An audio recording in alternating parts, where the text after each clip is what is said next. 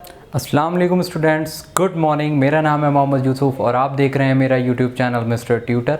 और आज की इस वीडियो में मैं अपनी पिछली वीडियोस की कंटिन्यूशन में लेकर आया हूँ basic accounting terms chapter number 2 11th standard.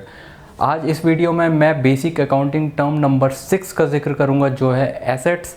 Assets क्या होती है? एसेट्स का तर्जुमा अगर हम उर्दू में करें तो असास कहते हैं, या हिंदी में कहें तो हम उसको संपत्ति कहते हैं। तो किसी भी बिज़नेस को शुरू करने के लिए एसेट्स का बहुत अहम रोल है। यानी कि अगर हम सोचें, इमेजिन करें तो कि हम विदाउट एसेट्स हम किसी बिज़नेस को आगे चला ही नहीं सकते। फॉर एग्ज़ाम्पल मैं कुछ एसेट्स के आपके सामने एग्ज़ाम्पल देना चाहूँगा, जैसे कि बिल्डिंग एक एसेट है, फिक्स एसेट्स का एग्ज़ाम्पल है। अब फिक्स एसेट्स क्या होती है वो आपको आगे डिटेल में पता चलेगा, अभी आप सिर्फ सुनते चले जाइए। जैसे कि आपकी व्हीकल है, कार है, मोटर बाइक है, लैंड है, बिल्डिंग है, फर्नीचर हैं, प्लांट एंड मशीनरी है, कंप्यूटर है, टेबल है।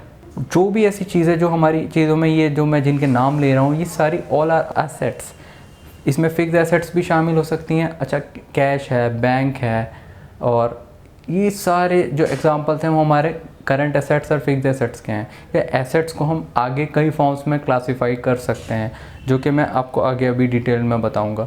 तो एसेट्स एक्चुअली है क्या? एसेट्स वो संपत्ति है, वो असास है मालिक के पास जो मौजूद है, जिसको वो एक साल के अंदर या एक साल से ज़्यादा में कैश में कन्वर्ट कर सकता है। वो एक ऐसी प्रॉपर्टी है जिसको वो अपनी ज़रूरत के हिसाब से एक साल में या एक साल के बाद कैश में, मनी में कन्वर्ट कर सकता है। That is called assets.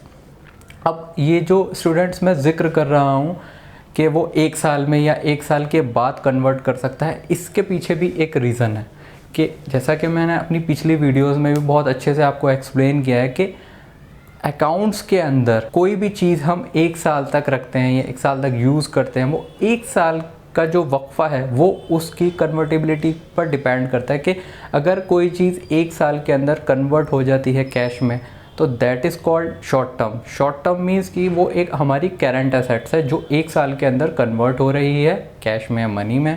अगर वही चीज़ हम एक साल से ज़्यादा अपने पास रखते हैं, लॉन्ग टर्म यूज़ करते हैं, और हम अपनी ज़रूरत के मौके पर या किसी भी बुनियाद पर हम उसको कन्वर्ट कर लेते हैं, सेल आउट कर देते हैं, तो वो हमारी होती है long term asset, non current assets कहते हैं जिसको हम। तो ये जो इसका कन्वर्टेबल बेस है, ये ही इसको करंट या फिक्स एसेट्स की फॉर्म को देता है। इसके अलावा और भी बहुत सारी इसके अंदर कैटेगरीज हैं। टेंजिबल एसेट्स है, इनटेंजिबल एसेट्स है, फिक्टिशियस एसेट्स हैं, लिक्विड एसेट्स हैं। तो ये एक एक करके मैं आपको पॉइंट्स क्लियर करता रहूँगा। बाकी ये जो चीज़ें हैं ये हमारी एसेट्स हैं जो हमारे बिज़नेस में उसको बढ़ाने का भी काम कर रही हैं, उसको मेंटेन करने का भी काम कर रही हैं, और इनके बिना कोई भी बिज़नेस आगे नहीं बढ़ सकता। छोटा सा एग्जांपल ले लीजिए, जैसा कि मैंने आपको बताया कि किसी भी बिज़नेस को स्टार्ट करने के लिए आपको सबसे पहले लैंड की ज़रूरत है। लैंड तो चाहिए ही चाहिए। किसी भी कोई फैक्ट्री आपको लगानी है तो आप फैक्ट्री के लिए सबसे पहले क्या देखेंगे? लैंड की ज़रूरत पड़ेगी आपको। आप गाड़ी थोड़ी ना खरीदेंगे, आप मोटर कार में थोड़ी ना बिज़नेस स्टार्ट कर सकते हैं, आप बाइक पे बैठ के थोड़ी ना बिज़नेस क्रिएट कर लेंगे, कोई फर्म बना लेंगे, अपना ऑफिस क्रिएट कर लेंगे। उसके लिए आपको सबसे पहले चाहिए लैंड, ज़मीन।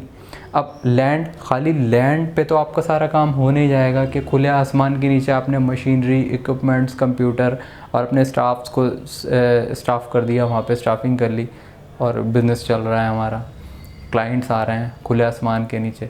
नहीं, दैट इज़ नॉट पॉसिबल। तो उसके लिए आपको फर्स्ट थिंग क्या रिक्वायर्ड है? सबसे पहले तो आपके पास कैश ही होना चाहिए।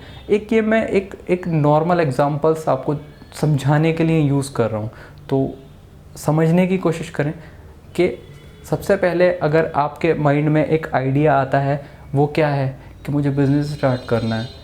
फिर उसके लिए सबसे पहले ज़रूरत होती है इंसान को कि उसके पास रिक्वायर्ड फंड मौजूद होना चाहिए, कैपिटल होना चाहिए, कैश होना चाहिए। नहीं है तो वो फिर लोन की डिमांड करता है, बैंकर्स के पास जाता है, एनबीएफसीज़ के पास जाता है। कैपिटल का अरेंजमेंट करने के बाद फिर उसको ज़रूरत पड़ती है किसी जगह की जहाँ पे वो अपनी फैक्ट्री या अपने ऑफिस को क्रिएट करना चाहता है, वो अपनी लैंड करेगा। तो ये सब चीज़ें क्या है? कैश भी क्या है? That is an assets. Current assets का अच्छा एग्जांपल है कैश। और देन आफ्टर दिस उसको चाहिए लैंड क्या है, that is are fix assets. क्या है, लैंड को आदमी ख़रीद के कोई 5 महीने में या 2 दिन में थोड़ी ना बेच देता है। तो ये हमारा किस चीज़ का एग्जांपल हो गया, ये हमारा एग्जांपल हो गया फिक्स एसेट्स का, जो हम सालों अपने पास रख सकते हैं, सालों हम उससे बेनिफिट लेंगे, और अगर बहुत ही कोई ऐसी सिचुएशंस आ जाती हैं तो हम रेडी होंगे उसको सेल आउट करने के लिए या कैश में कन्वर्ट करने के लिए। तो लैंड क्या है, हमारा फिक्स एसेट्स है। लैंड मेंटेन हो जाने के बाद हमारे दिमाग में फिर एक नया आइडिया आता है कि अब हमें यहाँ पे बिल्डिंग क्रिएट करनी है, तो हम बिल्डिंग की कार्रवाई शुरू कर देते हैं। उसके लिए भी हमें कैश की ज़रूरत है, फंड्स की ज़रूरत है। तो उस लैंड पे अगर हमें कंस्ट्रक्शन करनी है बिल्डिंग बनाने के लिए, तो हमें कैश रिक्वायर्ड होता है। फिर वो हमारी एसेट्स हो गई, एसेट्स की ज़रूरत पड़ी, इस एसेट से हम एक फ़िक्स एसेट्स क्रिएट करेंगे। स्टूडेंट्स ध्यान से समझिएगा, कितना माइनर सा फ़र्क है, लेकिन कितना अच्छे से ये चीज़ें ऐसे चल रही हैं, आपको समझ में आ रहा होगा, मैं उम्मीद करता हूँ। तो इस कैश से हम क्रिएट कर रहे हैं बिल्डिंग की कंस्ट्रक्शन स्टार्ट हो गई है हमारी। अब 6-7 महीने में हमारी बिल्डिंग कंप्लीट हो गई है। तो अब लैंड के साथ अब ये बिल्डिंग हमारी क्या है, building that is are fix assets. तो फिक्स एसेट्स का ये एग्जांपल बहुत अच्छा मैंने आपको समझाया। तो इस तरह हमारी ये बिल्डिंग क्रिएट हो जाती है, जो क्या है, हमारी फिक्स एसेट्स का एक बेहतरीन एग्जांपल है। बिल्डिंग क्रिएट हो जाने के बाद हम अपनी फैक्ट्री में प्लांट एंड मशीनरी की सिचुएशन को फॉलो करते हैं कि हमें अब यहाँ पे क्या करना है, अपनी प्लांट एंड मशीनरी को अरेंज करना है। तो इसके लिए फिर हमें दोबारा कैश की ज़रूरत पड़ती है, या हम किसी भी तरह उसका जो है इंतज़ाम करके अपनी फैक्ट्री में प्लांट एंड मशीनरी को सेटल करते हैं। फिर उसके बाद अपना कंप्यूटर लगाते हैं, फर्नीचर का इंतज़ाम करते हैं, लाइटिंग है, फिटिंग्स हैं, फर्नीचर एंड फिक्सचर्स है, ये जितनी भी सारी चीज़ें हैं वो हमारी क्या हैं, वो हमारी एसेट्स हैं, डिपेंडिंग कि उनका कन्वर्टेबल पॉइंट क्या है, उनकी ड्यूरेशन क्या है, उसके हिसाब से। तो यहाँ पे मैं उम्मीद करता हूँ कि आपका ये पॉइंट क्लियर हो गया होगा कि what is an assets. Fixed है, करंट है, टेंजिबल है, इनटेंजिबल है, वो एक दूसरी चीज़ है, वो आपको डिटेल में भी एक एक करके मैं पॉइंट्स को समझाता हूँ। तो आइए अब स्टार्ट करते हैं। डेफिनेशन थोड़ा सा अब मैं आपको रिपीट करके बताऊँगा, तो अब आपको बहुत अच्छे से समझ आ गया होगा। आइए, assets are the property and legal rights. Assets क्या है, किसी भी बिजनेसमैन की, प्रोप्राइटर की एक प्रॉपर्टी है, एक लीगल राइट्स हैं, जो उसके पास मालिकाना हक है, वो मालिक है उन चीज़ों का।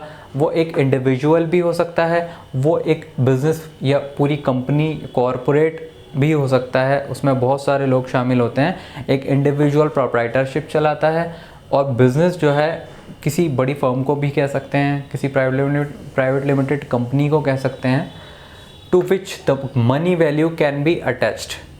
क्या है, इसका ताल्लुक़ किससे है, वो जो कन्वर्ट हो सकता है, अटैच हो सकता है, पैसों से हो सकता है, डिपेंडिंग ऑन कन्वर्टेबल पॉइंट, कि हम 1 साल के अंदर उसे कैश में कन्वर्ट कर रहे हैं या हम 1 साल के अंदर कर रहे हैं, करंट एसेट्स है, नॉन करंट एसेट्स है, वो डिपेंड करता है। इसी में एसेट्स को हम आगे क्लासिफाई कर सकते हैं अलग अलग फॉर्म्स में। तो उसमें एक फॉर्म है टेंजिबल एसेट्स की।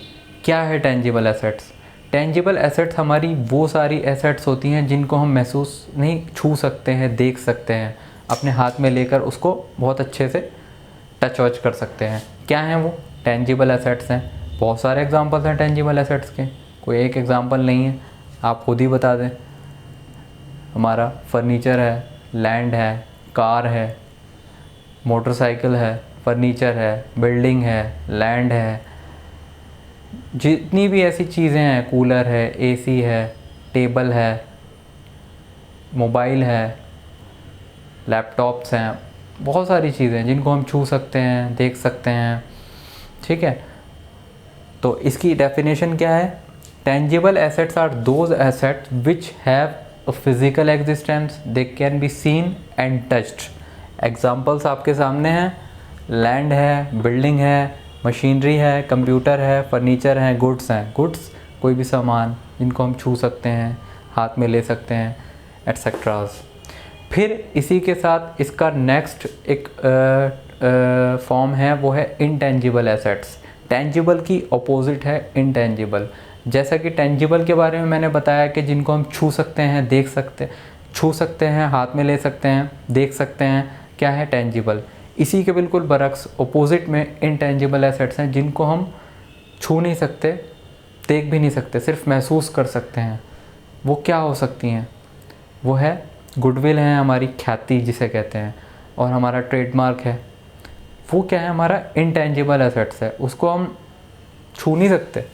तो इसकी डेफिनेशन क्या हुई स्टूडेंट्स?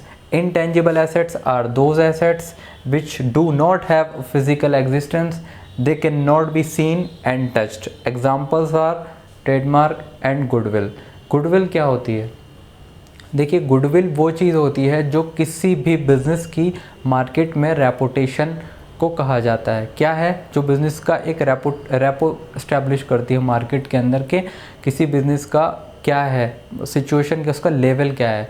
वो हमें कैसे पता चलता है? कि जब हम मार्केट में जाके सर्वे करते हैं, या फॉर एग्ज़ाम्पल आपका मार्केटिंग के पर्पज़ से आपको किसी से माल ही ख़रीदना है, तो वो आपको क्रेडिट की फैसिलिटी कितने दिन की दे रहा है। क्या है? That it depends on completely on your goodwill, कि आपका गुडविल क्या है मार्केट में। हम बोल रहे हैं ना गुडविल, तो ये एक रेपुटेशन, एक ऐसी चीज़ जिसको ना छुआ जा सकता है ना देखा है, सिर्फ एक फीलिंग है, एक महसूस कर रहे हैं उस चीज़ को। ऐसे ही ट्रेडमार्क है किसी भी कंपनी का, ट्रेडमार्क का एक महसूस करना है, उसको छुआ नहीं जा सकता, सिर्फ एक फीलिंग है। तो ये सारी चीज़ें क्या है? हमारी इनटेंजिबल एसेट्स हैं। ऐसे ही हम अब आते हैं अपने नेक्स्ट अकाउंटिंग टर्म पे, दैट इज़ फिक्स एसेट्स।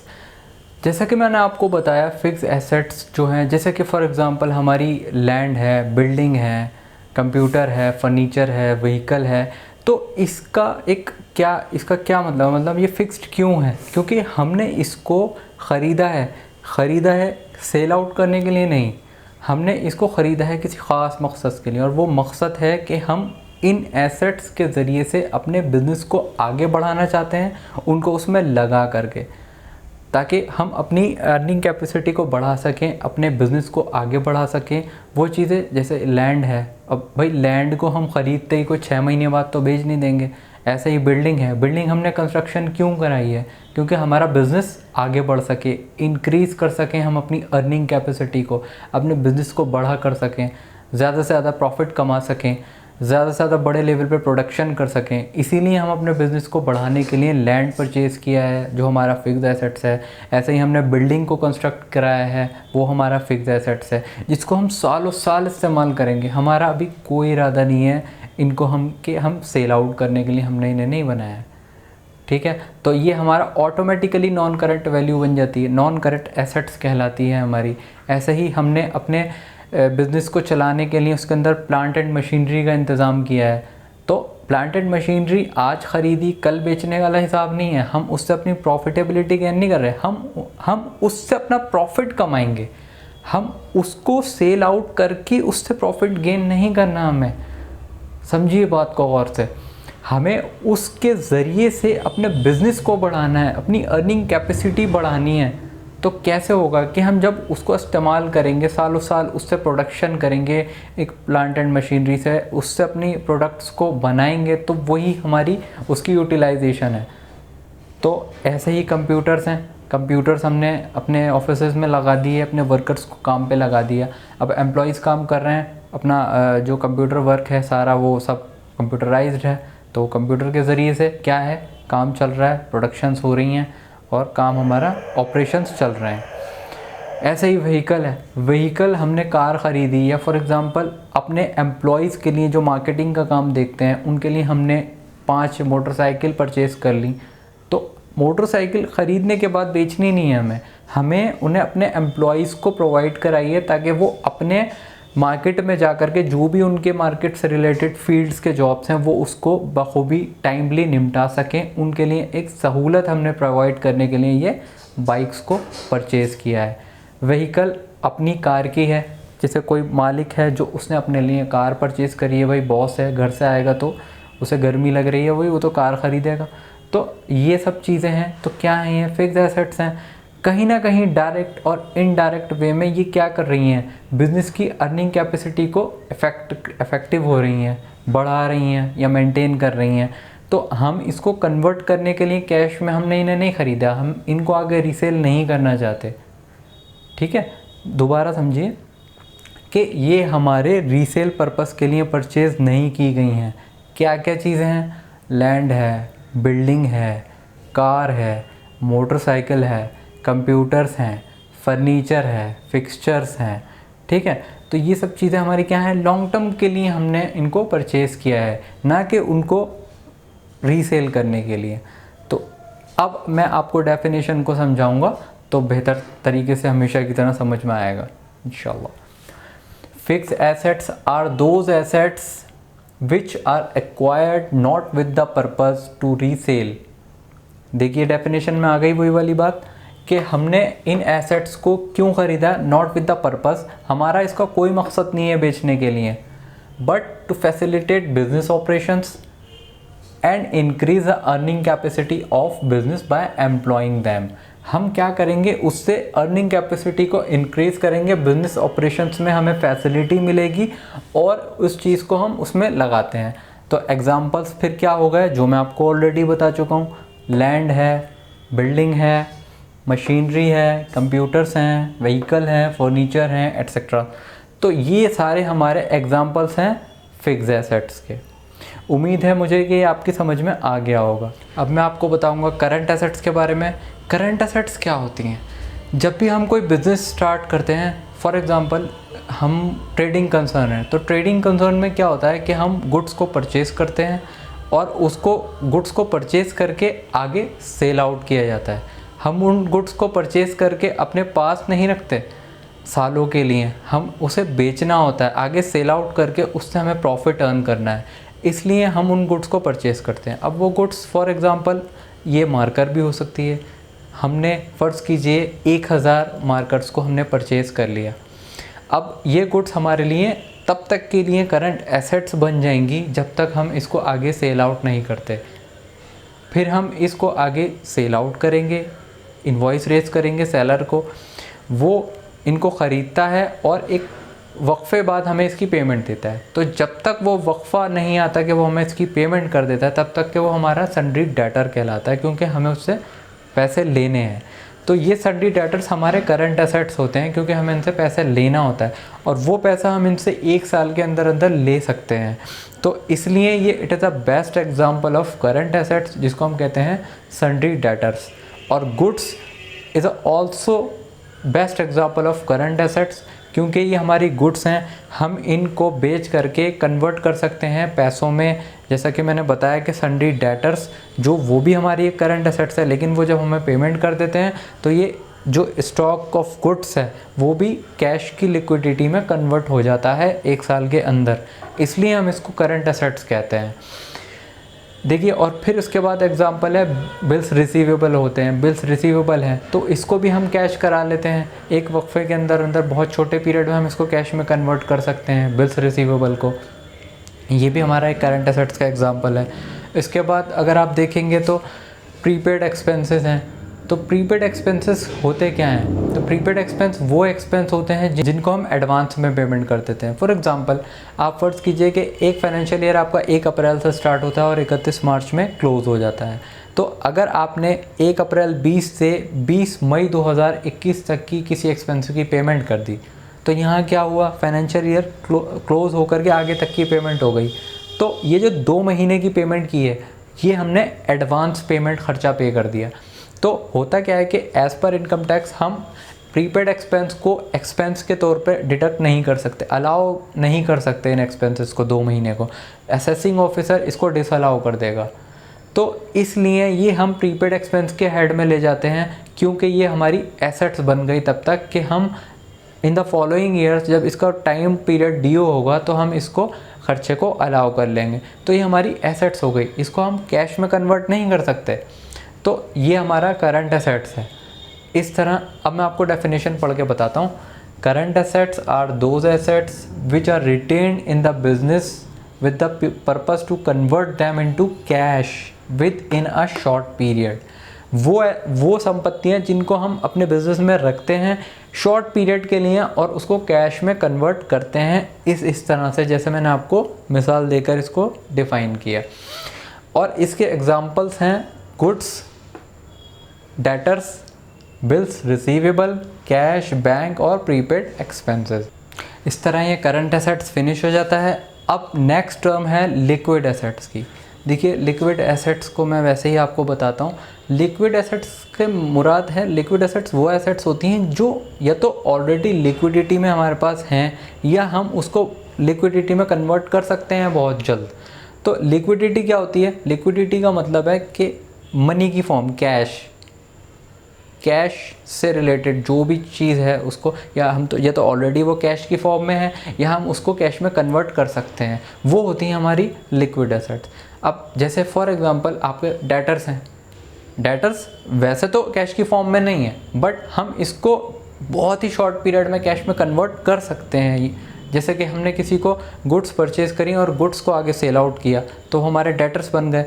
अब हमारा उनसे टर्म पीरियड जो पॉलिसी है पेमेंट की वो है 15 दिन। तो 15 दिन के बाद अगर वो हमें पेमेंट करते हैं तो वो डेटर्स हमारे कैश में कन्वर्ट हो जाते हैं। तो क्या हुआ इसका मतलब कि हमने उस एसेट्स को कैश में कन्वर्ट किया, इसलिए वो हमारा एक लिक्विड एसेट्स टैग कहलाता है, क्योंकि लिक्विडिटी से रिलेटेड जो भी एसेट्स हम कन्वर्ट कर सकते हैं लिक्विडिटी में वो हमारा करंट एसेट्स होता है। अब डेफिनेशन पढ़ के मैं आपको एक बार बताता हूँ।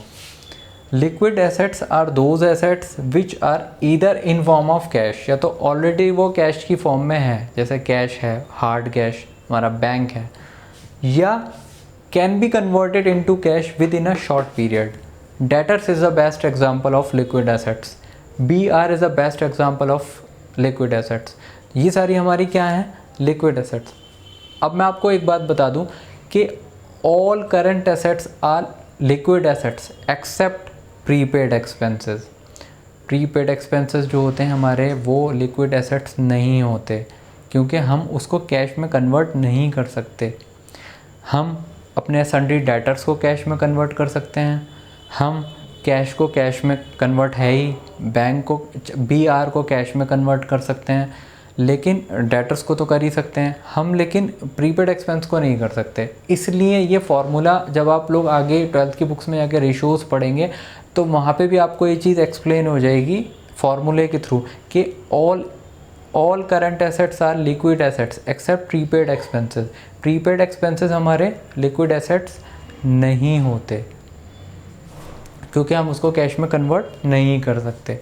ये डेफिनेशन आपकी समझ में आ गई होगी, एक बार और रिपीट कर देता हूँ। Liquid assets are those assets which are either in form of cash और can be converted into cash with in a short period. Examples हैं cash, debtors, BR etceteras. Finish. अब नेक्स्ट टर्म है fictitious assets. Fictitious assets क्या होती हैं? Fictitious assets वो होती हैं जो ना तो टेंजिबल हैं और ना ही इंटेंजिबल हैं। कैसे? देखिए इसका बेस्ट एग्जांपल्स में अगर मैं आपको बताऊं तो जो हमारा लॉस होता है, यानी कि debit balance of profit and loss account. Debit balance और प्रॉफिट एंड लॉस अकाउंट जो होता है वो हमारा लॉस को प्रेजेंट करता है, और क्रेडिट बैलेंस ऑफ P&L जो होता है वो हमारा प्रॉफिट को शो करता है। जो लॉस है हमारा डेबिट बैलेंस और प्रॉफिट एंड लॉस अकाउंट, ये ऑलवेज बैलेंस शीट में डेबिट हम दिखाते हैं एसेट साइड में। जो डेबिट बैलेंस है यानी कि जो लॉस है हमारा P&L का, वो ऑलवेज शो कहाँ होता है? एसेट साइड में। और जो क्रेडिट बैलेंस ऑफ प्रॉफिट है, क्रेडिट बैलेंस ऑफ P&L है, वो कहाँ शो होता है? लायबिलिटी साइड में होता है। देखिए इसकी वजह क्या है? जो जैसा मैंने आपको पिछली अपनी वीडियोज़ में भी समझाया था बहुत अच्छे से कि जो बिज़नेस है और जो बिजनेसमैन है तो वो दोनों एक दूसरे से बिल्कुल जुदा हैं, बिल्कुल सेपरेटेड हैं, बिल्कुल अलहदा हैं। इनका आपस में अलग अलग रिश्ता, मतलब जो बिज़नेस है वो बिज़नेसमैन के लिए एक रोबोट की तरह, एक नौकर की तरह काम करता है बिज़नेस, क्योंकि जो बिज़नेसमैन ने बिज़नेस के अंदर पैसा लगाया हुआ है वो बिज़नेस की लायबिलिटी है कि वो अपने मालिक को वापस देगा उसके ऊपर प्रॉफिट कमा के। तो इसलिए जो प्रॉफिट है वो बिज़नेस की जिम्मेदारी है बिज़नेसमैन को वापस देने की, और जो लॉस है वो उसका एसेट्स कहलाता है, क्योंकि वो उसने बिज़नेस का लॉस जो है वो बिज़नेस का है और जो प्रॉफिट है वो मालिक का है, इसलिए उसकी लायबिलिटी है। जैसे कि मैंने बताया था जो एसेट्स हैं वो मालिक की हैं, बिज़नेस की हैं, और जो लायबिलिटीज़ हैं वो उसकी ज़िम्मेदारी है मालिक को देने की और आउटसाइडर्स को देने की। एसेट्स जो हैं वो बिज़नेस का है। तो अब इस तरह ये बात क्लियर हो गई कि जो debit balance of profit and loss account है, it is a best example of fictitious assets.